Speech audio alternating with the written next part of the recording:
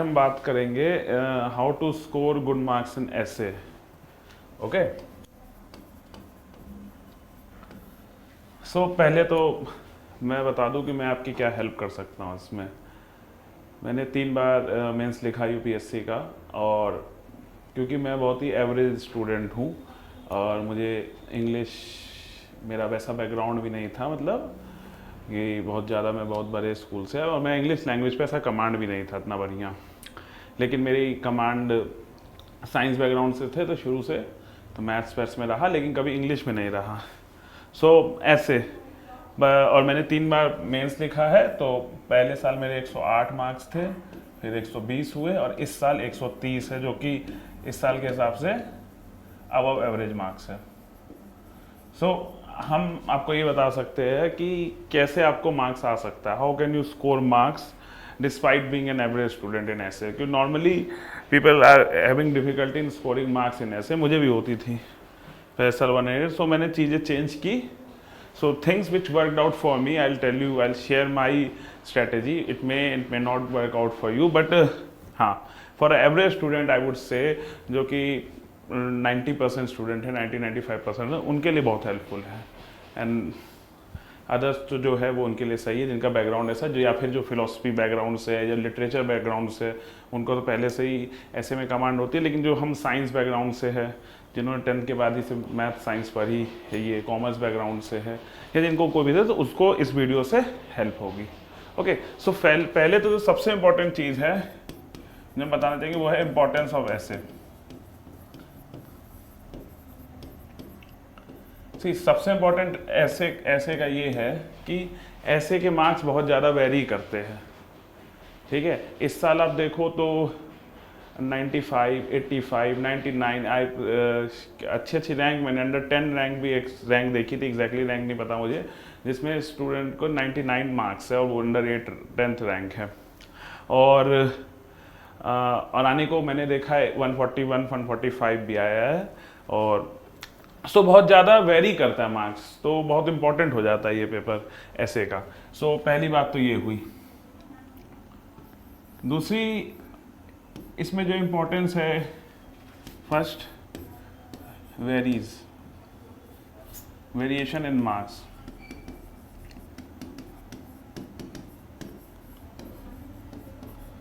दूसरी बात जो मुझे लगता है जो बहुत इंपॉर्टेंट है वो है कि कम प्रैक्टिस में, जैसे GS2 में हम पढ़ते हैं तो भाई साहब पॉलिटी भी पढ़ रहे हैं, so we are reading governance also, we are reading social justice also, and international relations, and there's so much of syllabus in each paper, GS1, 2, 3, 4 in fact, but ऐसे में इतना ज़्यादा मटेरियल नहीं चाहिए। कम में भी काम हो जाता है, there's a huge variation of marks, तब बहुत आगे निकल सकते हो। तो less to study।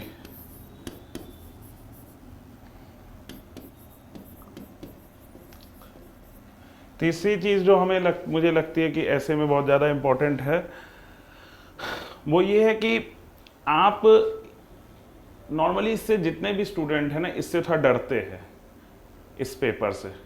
ओके, जो भी एवरेज स्टूडेंट है, तो आपको अगर अच्छे मार्क्स आप इसमें ले आते हो तो आप पहले से ही एक एडवांटेज स्टेज पर हो।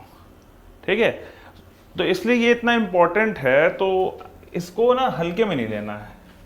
जो लोग करते क्या ना कि हल्के में लेते थे, कुछ स्टूडेंट्स है या मैं देखता हूँ जो जूनियर एस्पिरेंट्स है, या मुझे आके पूछते हैं कि सर टॉपर का किसी का देख लिए कि उन्होंने 10 ऐसे पढ़े एग्ज़ाम से पहले, एक रात पहले या 4 दिन पहले, और जाके लिख दिया, और वो हम बोल रहे एग्जैक्टली वो सही बोल रहे, they may be saying the truth, I am not saying that those toppers are saying anything wrong और they are lying, they are saying the right thing. But हमें ये समझना है कि कौन किस स्टेज पर है।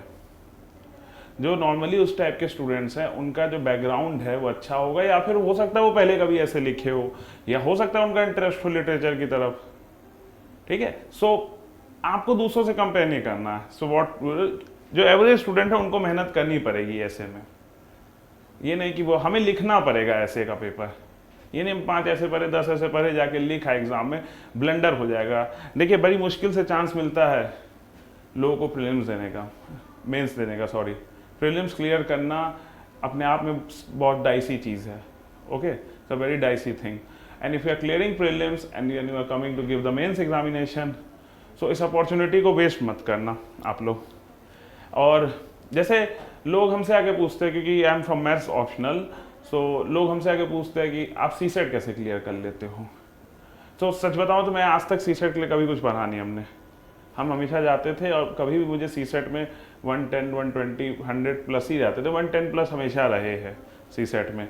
सो I am not a good teacher कि हम किसी को बता सके कि ना कि ये बुक पढ़ लो। आई कैन टेल देम कि ये पढ़ सकते हो, मैं पढ़ा सकता हूँ सी सेट का सब्जेक्ट, लेकिन आप अगर मेरी बात पे आ जाओगे कि मैं कभी बिना कुछ पढ़े चला गया और आप भी वैसे पहुँच जाओगे एग्जाम में, तो हो सकता है ब्लंडर हो जाए। इस बार का सी सेट का पेपर बहुत डिफिकल्ट आया था, सो ब्लंडर हो सकता है, तो ये गलती नहीं करनी है। ऐसे के पेपर में एक चीज़ का इंपॉर्टेंट, ऐसे को इंपॉर्टेंस देना है। इंपॉर्टेंस देंगे मतलब है कि रेगुलरली लिखना है। ओके, सो ये सारी चीज़ें हो गई। नाउ आगे बढ़ते हैं कि एक स्ट्रेटेजी क्या है। सबसे पहला जो लोगों के अंदर डर रहता है वो है कमांड ओवर लैंग्वेज।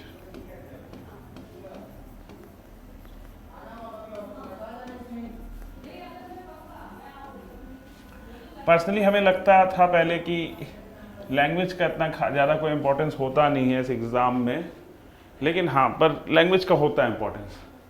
नहीं, आप जैसे मान लो कि मेरी लैंग्वेज थोड़ी कम है, अगर मान लो इफ़ आई एम सो मुझे 130 आ गया, यही कंटेंट कोई और आदमी इसी अच्छे लैंग्वेज में लिखा होता तो ही वुड हैव स्कोर्ड 148 या 150। मेरा पूरा फोकस कंटेंट पे था, लैंग्वेज पे नहीं था।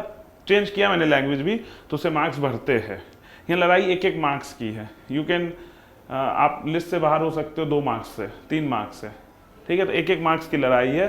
तो कमांड ओवर लैंग्वेज तो जरूरी है, बट ये सोच के टेंशन नहीं लेना है कि ये एकदम मस्ट है कि एकदम बेस्ट आप लिख दो कि आपकी राइटिंग एकदम विलियम शेक्सपियर जैसी हो जाए।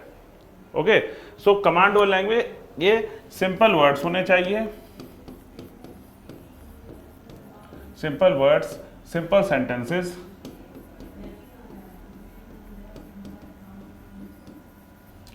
What I used to do is कि ये मेरा टेक्निक थी अपनी। मैंने मेरे पहले ही कहा कि ये वीडियो एक एवरेज स्टूडेंट को हेल्प बहुत कर देगी। मैंने क्या करते थे हम कि हम बहुत सारे वर्ड्स जो है जो नॉर्मल भाषा में मैंने एक ऐसे लिखा, मान लीजिए, ओके, अपना ऐसे लिखते थे पूरा 1000 वर्ड का। उसके बाद जैसे मैंने देखा कि कोई ऐसा वर्ड है जैसे इंटरेस्टिंग, और आई वुड से जैसे कहीं मुझे जब एग्जाम्पल देना रहता था तो मैं लिखता था फॉर एग्जाम्पल हर जगह। तो मैंने ऐसे नोटिस किया कि फॉर एग्जाम्पल हम बहुत यूज़ करते हैं। I use to use interesting word, use string many time, ठीक है। तो हम ऐसे वर्ड्स को जो है यूज़ करते थे एग्जाम में हम खूब ज़्यादा। ओके, सो हम घर क्या क्या मैंने कि ऐसे में मैंने देखा कि फॉर एग्जाम्पल की जगह क्या, इसकी जगह हम और क्या क्या यूज़ कर सकते हैं। मैंने गूगल किया, 1-2 आर्टिकल पढ़े, सो हमने देखा कि फिर उसमें आने लगा टेक द केस ऑफ, ठीक है, या फिर for instance. These are small hacks, जिससे क्या होगा आपका ऐसे जो है ना एक मैसेज जाएगा, despite having not that good command over the language, एक मैसेज जाएगा कि हाँ इसको पता है लैंग्वेज के बारे में। ओके, जैसे इंटरेस्टिंग वर्ड है तो हम इंटरेस्टिंग के घर आकर के मैं वो गूगल पे सर्च कर लेता था कि इंटरेस्टिंग के जैसे और अच्छे वर्ड्स कौन से हो सकते थे, तो मैंने इंटरेस्टिंग की जगह फिर एग्जाम में वो वर्ड्स यूज़ करना शुरू किया। हाँ, बट एक चीज़ नोटिस करना है आपको कि ये सारी चीज़ें जो है ये आपको एग्ज़ाम में ही जाके कर लोगे तो नहीं हो पाएगा। सारी चीज़ें प्रैक्टिस करनी पड़ेगी, आपको लिखने पड़ेंगे। आपको टेस्ट सीरीज ज्वाइन कर ली ऐसे के, या फिर आप ऐसे लिखोगे, ऐसे आप 15 ऐसे लिखोगे जब, और उसमें ये नए नए एक्सपेरिमेंट करोगे, एक्सपेरिमेंट्स, तो आपको समझ में आएगा अच्छा यहाँ ये गलती हुई, हम यहाँ ये चेंज कर सकते थे। मार्क्स के पीछे मत जाइए ज़्यादा कि हमें इसमें इतने मार्क्स दे दिए, इस कोचिंग में इतने मार्क्स दे दिए, इस टेस्ट सीरीज में हमको इतने मार्क्स आ गए, वो अलग चीज़ है। आप ध्यान दो कि कैसे ओवर द टाइम, जब आप पहला ऐसे लिखो, जब आखिरी ऐसे लिखो, तो आपका जो लैंग्वेज में इम्प्रूवमेंट है वो कैसे होता है। ये सारी बातें मैं कहूँ 3 महीने में आप लैंग्वेज तो अपनी इम्प्रूव कर नहीं पाओगे। ओके, जो थोड़ी बहुत करोगे तो ये एक तरीका था। मैं अपने से ही लिखता था ऐसे, और जो भी वर्ड मुझे लगता था कि ये वर्ड डिफ़िकल्ट है या ये एक सेंटेंस है जिसकी जगह हम कोई इडियम या फ्रेज यूज़ कर सकते हैं और फ्रेजेस, सो मैं उसको लिखता था। कि इडियम फ्रेज जो है डाल देंगे। तो इससे मेरी थोड़ी जो लैंग्वेज में मेरी पर्सनली लैंग्वेज में इतनी अच्छी कमांड मान लो नहीं भी थी रिटर्न में, इंग्लिश में फ्लावरी लैंग्वेज हम नहीं लिख पाते थे, क्योंकि शुरू से हमने I am a student of mathematics तो वही पढ़ते रहे। लेकिन इन सब कामों से मुझे मार्क्स अच्छे आने लगे, मुझे अच्छा लगने लगा, इनफैक्ट मुझे टेस्ट सीरीज में मार्क्स अच्छे आने लगे। लैंग्वेज आपकी क्या कहते हैं, अगर एक सिंपल भी रखो, सिंपल सेंटेंसेस बनाओ, इस टाइप की चीज़ों को यूज़ कर सकते हो। ओके, कहीं जैसे एग्जाम्पल देने के तरीके अलग अलग हो सकते हैं, ऐसे कर सकते हो आप। दूसरा काम क्या है आगे, लैंग्वेज के बाद आता है एग्जाम्पल। आप ना जो सबसे इंपॉर्टेंट पार्ट है वो है एग्जाम्पल्स। ओके, आप ना एक कॉपी स्पेसिफिकली बना लो फॉर ऐसे, ठीक है, और उसमें आप ना कोई भी एग्जाम्पल आए, आपको कोई भी एग्जाम्पल, वो वेरी कर सकता है। एक एग्जाम्पल आप ये ले सकते हो वर्ल्ड हिस्ट्री से लेकर के किसी सर्विंग ब्यूरोक्रेट का, कि किसी उड़ीसा के एक ब्यूरोक्रेट ने ट्रांसजेंडर की हेल्प की, सर्विंग ब्यूरोक्रेट कि उड़ीसा के ब्यूरोक्रेट के एक करेज के कारण हम आ गए, मतलब उसने ट्रांसजेंडर को अपलिफ्ट कर दिया। तो ये एक एग्जांपल हम लिख लिए, ठीक है। आप कॉन्स्टिट्यूशन से एग्जांपल ले सकते हो, ओके। और आप वुमेन के खूब सारे एग्जांपल डाल सकते हो। माइथोलॉजी का हम बहुत यूज़ करते हैं, माइथोलॉजी का मेरे एक फ्रेंड यूज़ किया तो उसे और अच्छे नंबर आए हैं। तो माइथोलॉजी के लिए आप क्या कहते हैं, महाभारत या बुद्ध की फिलॉसफी, बुद्धिज़्म, इन सब से आप एग्जांपल्स ले सकते हो, ओके।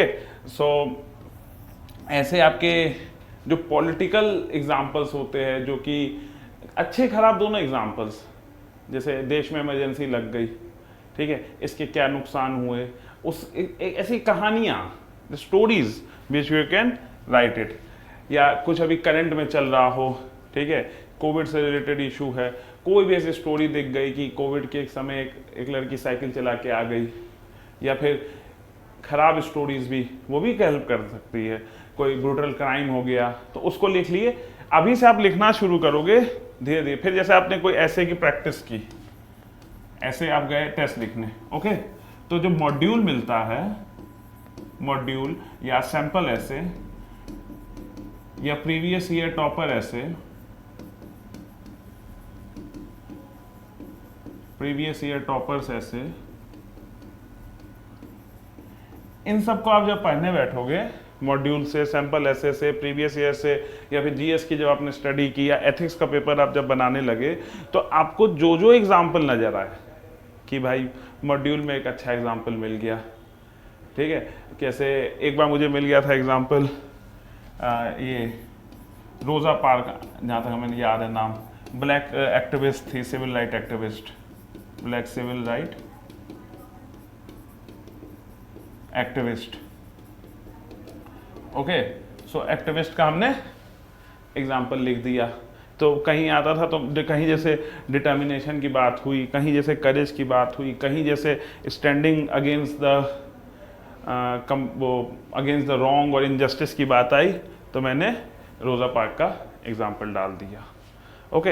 आप ऐसे करते चले जाओ, और भी आपके पास ऐसे एग्जाम्पल आ जाएंगे। मोहम्मद गजनी का एग्जाम्पल ले लो आप, हिस्ट्री से बहुत सारे एग्जाम्पल उठा सकते हो, वर्ल्ड वॉर 2 के प्रॉब्लम्स क्या आने बता सकते हो, उनकी स्टोरीज आप बता सकते हो कि कंसंट्रेशन कैंप में कैसे रहे थे लोग, तो उनके किसी डिटर्मिनेशन की कहानी हो, करेज की कहानी हो, ठीक है।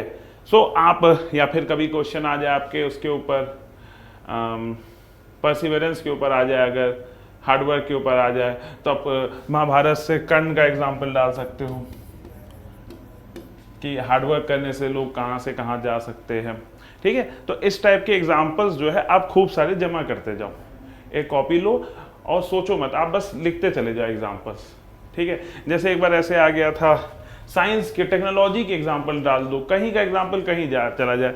जैसे एक बार एक ऐसे आया था विजडम, फाइंड ट्रुथ। तो हम भी उस समय तैयारी कर रहे थे, तो हमें तो बहुत डिफिकल्ट लगा ये ऐसे। फिर मैंने एक आंसर पढ़ा,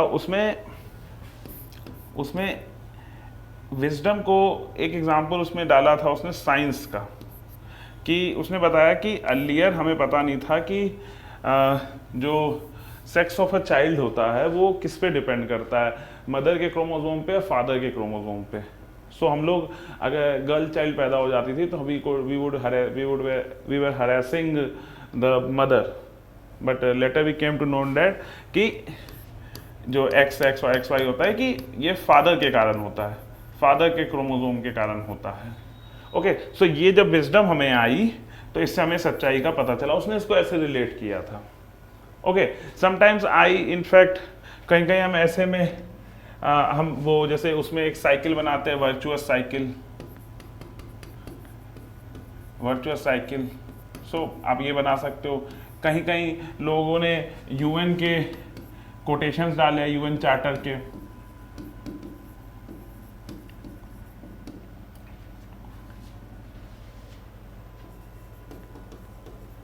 कोटेशन डाले हैं। सो आपके पास मतलब फुल स्पेस रहता है कि आप कुछ भी करो। ओके, सो पहला काम तो करो एग्जाम्पल्स आपके पास खूब सारे होने चाहिए। वो आप कहीं से भी कलेक्ट कर लो, आप जो मॉड्यूल हो या प्रीवियस ईयर टॉपर्स हो, आपको जो एग्जाम्पल्स अच्छा लगे, या नॉर्मली आप जब तैयारी करोगे अभी मेंस के लिए, सो लोग आपस में डिस्कस करते हैं, जो मेंस के स्टूडेंट होते हैं आपस में डिस्कस करते हैं, तो लिख लो। माइंड हमेशा उस तरीके से चलता रहे, ठीक है। कहीं जैसे आपने एक अर्थ की प्रॉपर्टी देख ली, कि earth over the time never change despite so many, मतलब इवेंट अर्थ में हुए, एस्टेरॉइड्स गिरे, कोल्ड वो आइस एज आई, सब कुछ हुआ, उसके बाद भी अर्थ इज स्टिल स्टैंडिंग, आज भी वैसा ही है, और चेंज को एक्सेप्ट करते करते और इवॉल्व हुआ बेटर, ठीक है। तो आप इसको क्या कहते हैं, अर्थ को पर्सोनिफाई करके एक एग्जांपल डाल सकते हो,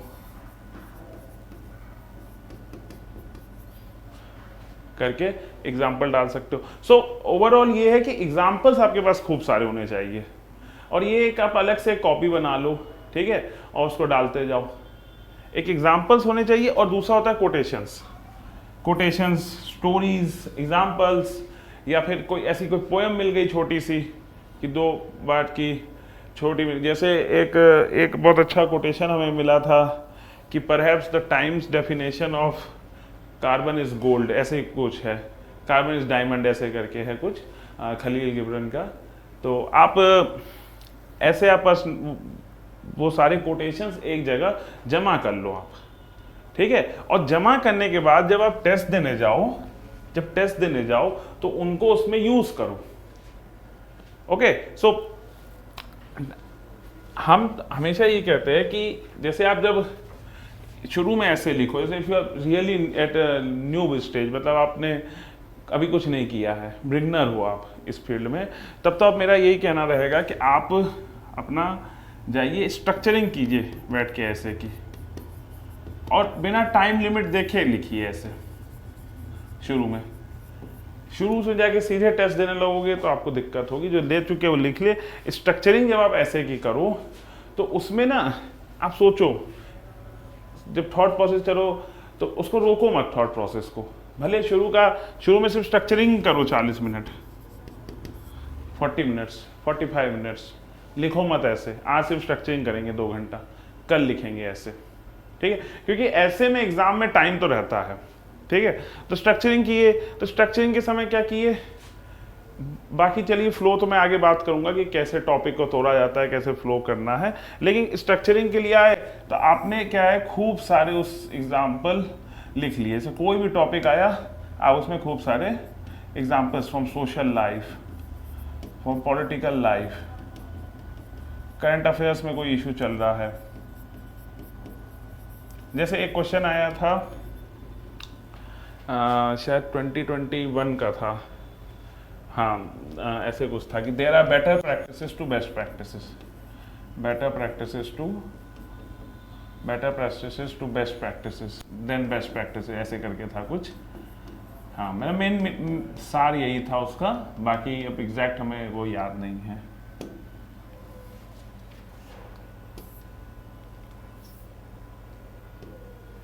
okay, so better practices, there are better practices then best practices. Okay, so हम जब सोचने बैठते थे तो समटाइम्स हमने ये भी सोचा, मैंने इसको ज्योग्राफिकली जोड़ा कि भाई पहले जो हमारा इंडिया था वो कैसे हर समय चेंज होता रहा, जो इंडिया की जो पॉलिटिकल बाउंड्रीज है हर समय चेंज होती रही। ठीक है, जैसे आप आज़ादी के बाद ही देखो, पंजाब अलग हो गए, पंजाब और हरियाणा का डिवीज़न हुआ, बॉम्बे, महाराष्ट्र, मद्रास का नाम बदला, अभी आप 2014 में तेलंगाना वाला देखो, 2000 में छत्तीसगढ़, झारखंड, ये सब अलग होते चले गए। तो हमने कहा कि जो जोग्राफिकली भी, जो हमें पॉलिटिकल डिसीजन लेते समय भी हर समय हम सोचते हैं कि ये बेस्ट है, ठीक है, एक बेस्ट एटमॉस्फेयर, उससे हम लोग एक बेटर प्रैक्टिस करते हैं, तो हमने एक ज्योग्राफी का आंसर डाल दिया। हम ये नहीं कह रहे कि ये सही है ये गलत है। ऑल आई वांट टू से इज कि आप स्ट्रक्चरिंग करो जब भी, तो खूब सारे एग्जांपल्स माइंड में रखो, खूब सारे एग्जांपल हर फील्ड से, ज्योग्राफिकली, हिस्टोरिकली, आर्ट का कहीं से एग्जाम्पल डाल दो, आर्ट का एग्जाम्पल डाल दो, ठीक है, साइंस का एग्जाम्पल डाल दो, कॉन्स्टिट्यूशन से एग्जाम्पल डाल दो कि कॉन्स्टिट्यूशन में हमारी ये बात है, कोई फ्रीडम फाइटर के बारे में लिख दो कि अंबेडकर सर इतना आगे तक गए और उन्होंने कैसी कैसी सिचुएशन से वहाँ तक, तो इतना ओपन एंडेड है ना ऐसे कि आपके पास पूरा एक स्पेस रहता है करने को काम।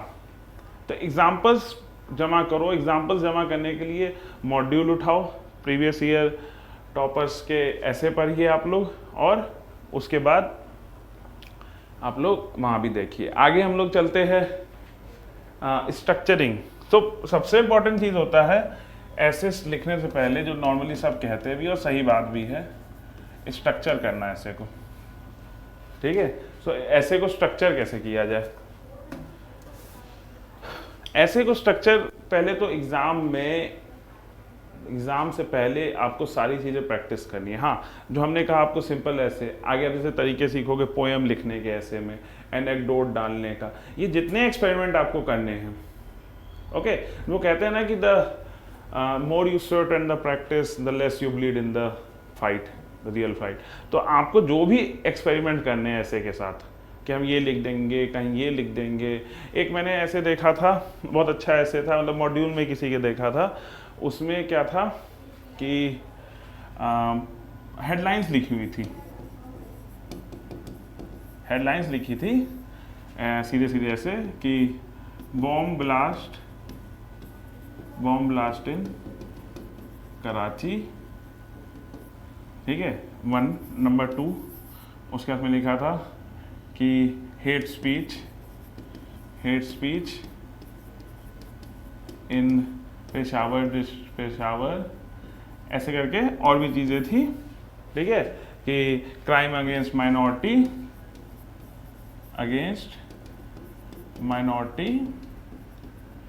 इन दिस, ठीक है। और फिर जो ऐसे नीचे लिखा था, वो ये लिखा था कि these are the headlines of a famous newspaper, the Dawn और डॉन करके था, कि जो भी था, ऑफ पाकिस्तान, ठीक है।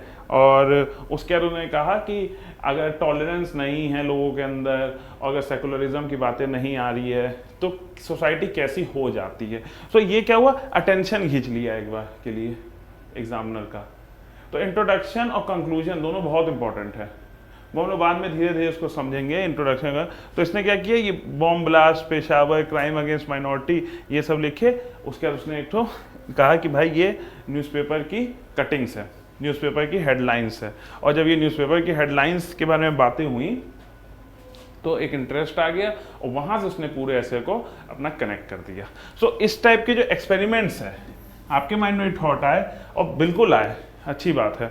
आपके पास जो भी एक्सपेरिमेंट करना है, पहले एक बार टेस्ट सीरीज में कर ले, वहाँ जाके ये एडवेंचर करना बहुत डिफ़िकल्ट भी है, रिस्की भी है, ठीक है. So if you have to do any of those experiment, do it in the practice itself and be sure about how would you write that essay in the final day. कि ऐसे हम ऐसे ही लिखेंगे, ऐसे मेरा एक ये है पैटर्न, ठीक है, ये एक तरीका है, ये हमने अप्लाई किया. और ऐसा थोड़ी कि एक ही तरीका है, आपने 4-5 चीज़ें करके आई होगी, ठीक है, कि आपने एक एनेक्डोट से शुरू किया है या एक कहानी से शुरू किया, जो भी किया है, ये सारे चीज़ें आप एक बार यहाँ एक्सपेरिमेंट कर लेना प्रैक्टिस में. हाँ, तो अब आते हैं स्ट्रक्चरिंग में. तो हम तो ये कहते हैं कि फॉर ऐसे ऑल्सो, जैसे बाकी सब्जेक्ट पे आप टाइम देते हो, ऐसे में भी कम से कम एक ऐसे लिखो, एक ऐसे आप पूरा लिखो, और उसके बाद आप स्ट्रक्चरिंग तो आप कम से कम भी तो हफ्ते में 3 ऐसे की करो स्ट्रक्चरिंग. और इनिशियल स्टेज है तो और बता रहा हूँ मैं. हाँ, आपको लग रहा है कि इतना इंपॉर्टेंस क्यों दे रहे हैं इस पेपर को, ये बहुत इंपॉर्टेंट पेपर है, इसमें मार्क्स आ सकते हैं और कम पढ़ना पड़ता है इसमें मार्क्स लाने के लिए. 40-40 मार्क्स का डिफरेंस आ जा रहा है, किसी को 85 आ रहा है, किसी को 130 आ रहा है. आप देख लो 45 मार्क्स का डिफरेंस है. 45 मार्क्स का डिफरेंस अगर किसी को ऑप्शनल पेपर में लाना हो या GS1 में लाना हो, तो पता नहीं कितना पढ़ना पड़ जाएगा और क्या नहीं क्या लिखना पड़ जाएगा, क्योंकि वहाँ टाइम नहीं मिलता क्रिएटिविटी का. लिखते चले जाओ, लिखते चले जाओ. यहाँ क्रिएटिविटी का टाइम मिलता है, तो यहाँ आप मैक्सिमम से मैक्सिमम मार्क्स ला सकते हो. ओके, सो हमें अब करनी है स्ट्रक्चरिंग, ठीक है. स्ट्रक्चरिंग करने जब आप बैठो, तो जो मेरा पर्सनल हम जो फील किए, जो चेंज लाया हमने, वो था आप अपने थॉट प्रोसेस को रोको मत. Never stop your thought process, कि इसको हम कहाँ यूज करेंगे.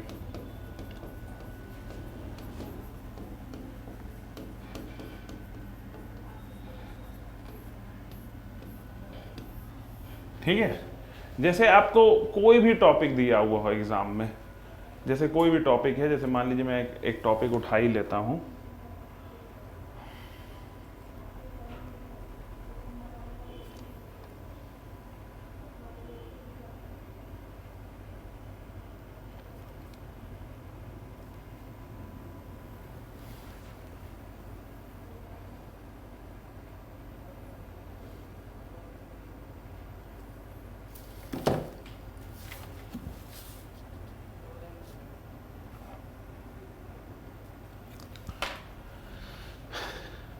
जैसे अब ऐसे तो आ नहीं रहा है, आ गया.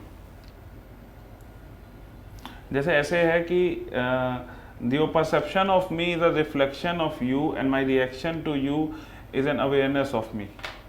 तो इसमें पहला ही लाइन का मान लीजिए, पहला ही लाइन एक थॉट है, जिसपे अब तो देखिए ज़्यादातर फिलोसफिकली ऐसे आते हैं, तो उसमें से थॉट है योर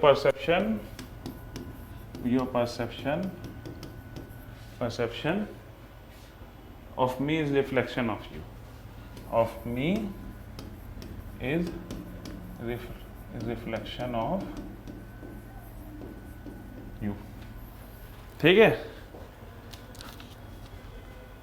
तो हम क्या करें, पहले हमारा सिर्फ फोकस होता है जैसे तैसे ऐसे लिख देना है, बट कंप्लीट कर देना है. बट दिस टाइम हमने क्या किया, हम सोचना शुरू किए. ऐसे हम लिख देते थे कॉपी में, बैठ के सोच रहे कि क्या मैंने, और कुछ भी नहीं कि हम इसमें क्या लिखेंगे क्या नहीं, अभी सोच रहे सिर्फ हम. उसी टॉपिक को हम ब्रेक करें, your perception of me the reflection of you. तो कोई मेरे माइंड में एग्जांपल आ गया, जैसे इसमें अब एग्जांपल मेरे माइंड में आ गया ट्रांसजेंडर को लेके,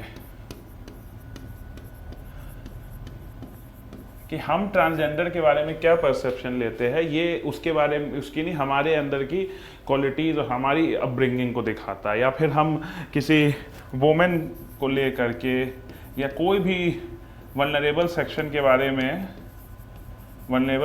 बारे में कैसे सोचते हैं, ये उसका नहीं, हमारा थॉट प्रोसेस दिखाता है. तो इज रिफ्लेक्शन. अब ये हमें पता नहीं हम ये कहाँ यूज़ करेंगे ऐसे में, लेकिन हम इसको एक जगह लिख लिए वहीं पेपर में कि हो सकता आ जाए. ठीक है, ट्रांसजेंडर, या फिर हमको कोई दिमाग में ऐसा एक एग्जाम्पल हिट कर दिया. जैसे एक बार मैंने एक जगह पढ़ा था, नेल्सन मंडेला का ऐसा एग्जाम्पल था कि उनको उनके जेलर परेशान करते थे, जो भी थे, और वो उन्होंने ऐसा कुछ नहीं किया. जब वो प्रेसिडेंट बन गए थे, जब वो पावर में आ गए थे, माफ़ कर दिया, जाने दिया, ठीक है. सो उनका जो रिफ्लेक्शन दिखाया वो किसकी क्वालिटी का दिखाया, नेल्सन मंडेला की क्वालिटी का दिखाया. तो हमने बगल में लिख दिया नेल्सन मंडेला एग्जाम्पल, या फिर अब मुझे कोई थॉट प्रोसेस याद आने लगी, ठीक है, कि कोई एग्जाम्पल याद आ गया, कोई कोटेशन याद आ गया कि your perception of me the reflection you, तो हम इसके बारे में कोटेशन सोचने लगे। सो जो भी कर रहे थे हम बस वो इतना कर रहे थे कि बैठ करके पहले सोचिए, आप इस पर सोचिए और जो भी थॉट प्रोसेस आए, ठीक है। अभी जो प्रैक्टिस स्टेज है कि अभी तो आप लिख नहीं रहे हो ऐसे, अभी 3 महीने बाद ही लिखोगे जो मिलता है, जो बाद में लिख रहे, तो हड़बड़ा के ऐसे लिखने के बजाय बैठ के सोचे। शुरू में भले 1 घंटा, जैसे जिनको 2024 में देना है और जो कभी ऐसे नहीं लिखे उनको दिक्कत हो रही है ऐसे लिखने में, तो वो यही करे, ये perception of me is a reflection of you. तो बैठ के सोचिए इस पर कि हम क्या क्या सोच सकते हैं। ऐसे कोई एग्जाम्पल है जो मेरे माइंड में आ रहा है, ऐसा कोई कहानी है जो हमको आ रही है। ओके, सो ऐसे आपके क्या कहते हैं, इस टाइप के प्रोसेसेस जैसे स्ट्रक्चरिंग, और इससे आपके मार्क्स बढ़ते हैं, ठीक है। एज ए एवरेज स्टूडेंट, जिस मैंने खुद बहुत से एक्सपेरिमेंट की, मैंने कई किताब पढ़ी, ठीक है, मुझे नंबर नहीं आ रहे थे ऐसे में, मार्क्स नहीं आते थे। ये लोगों के साथ है समस्या कि मार्क्स नहीं आते हैं ऐसे में, तो मैंने खूब इधर उधर हाथ पैर मारा, क्या करना है, कैसे करना है, कैसे कंक्लूजन लिखना है, क्या करना है। मैंने कम से कम लिखे एग्ज़ाम से पहले 20-25 ऐसे, 30 ऐसे तो मैंने लिखे होंगे एग्ज़ाम से पहले, ठीक है। अब कुछ लोग कहते हैं कि जिन जो टॉपर्स है, जो रहे हैं, कि हमने 4 ऐसे पढ़े और एग्ज़ाम लिख दिया, एंड दैट इज़ राइट, वो कर सकते ये काम, ठीक है। क्योंकि ये देखिए, हो सकता है वो अपनी लाइफ में पहले 100 बार ऐसे लिखे हो, कई बार राइटिंग कंपटीशन में पार्ट किए हो, कई बार डिबेट कंपटीशन में पार्ट किए हो, या उनका कोई पॉलिटिकल बैकग्राउंड वाला कॉलेज रहा हो जहाँ वो डिबेट में हमेशा इन्वॉल्व रहे हैं, तो उनकी थॉट प्रोसेस वैसे बन गई है। जरूरी नहीं कि आपकी वैसी बन जाएगी, तो अपने आप को एक बार चेक कर लो। अगर आप जाके लिख ले रहे हो कंफर्टेबली, ऐसे कई लोग लिख लेते हैं, ठीक है, अगर आप कंफर्टेबली लिख ले रहे हो तो कोई बात नहीं, तो बहुत अच्छी बात है। लेकिन ये उनके लिए है जो 95% लोग हैं who are struggling to get marks in essay. In fact 95% में से 80% ऐसे हैं जो कि they find it difficult to write even 1100 word essay, कि 1100 वर्ड कैसे पूरा करें। I been through all those stages, जहाँ मुझे शुरू में वर्ड्स में दिक्कत होती थी 1100 वर्ड्स में, उसके बाद कैसे हो। तो पहले तो है आप इस ऐसे पे जितने भी आपको एक टॉपिक उठाओ, आप जाओ आज की डेट में आप एक टॉपिक उठाओ और आप जितना जीएस पढ़ाई किए हो या लाइफ में इतने सारे एक्सपीरियंसेस आपके आए हैं, या खुद की कहानी या आप बढ़ते हुए आपके टीचर की कहानी, ठीक है, जो आप कोट कर सकते हो या आप एनेक्डोट में डाल सकते हो। कोई आपकी टीचर की कहानी आ गई तो उसको एक एनेक्डोट में डाल दो, ठीक है। आप इस पर टाइम दो, इनिशियली टाइम दो, 1 आवर सोचो, खूब सारे एग्जाम्पल लिख लो, बाद में उसको हम लोग ठीक करके जोड़ा जाएगा। हो सकता है आप कुछ एग्जाम्पल ऐसे लिख दो कि जोड़ा भी नहीं जाए, वो ऐसे में यूज़ ना हो, ठीक है, कोई बात नहीं, अगली बार अगले ऐसे में काम आएगी। एग्जाम्पल तैयार हो गए ना, आप सोच लिए ना वो चीज़, अब वो अगले ऐसे में काम आएगी। ये प्रोसेस जो सोचने का, ये डेवलप करना है हमें, जो पहला पार्ट है, ठीक है। सो आज आप जाओ, कोई भी टॉपिक उठाओ ऐसे का, उसके ऊपर जो अर्ली स्टेज में 1 से 1.5 घंटा सोचो, उसके एग्जाम्पल लिखो। मैं 1 से 1.5 घंटा is not a hard fast rule, जितना भी टाइम लगे, जहाँ आपको लगे हाँ वो एग्जॉस्ट हो गए हैं, मैं इतने, तब आप फिर क्या कहते हैं, उसके बाद नेक्स्ट स्टेप की तरफ चला जाएगा कि अब इसको लिखने के बाद स्ट्रक्चरिंग कैसे किया जाए और कैसे आंसर राइटिंग किया जाए।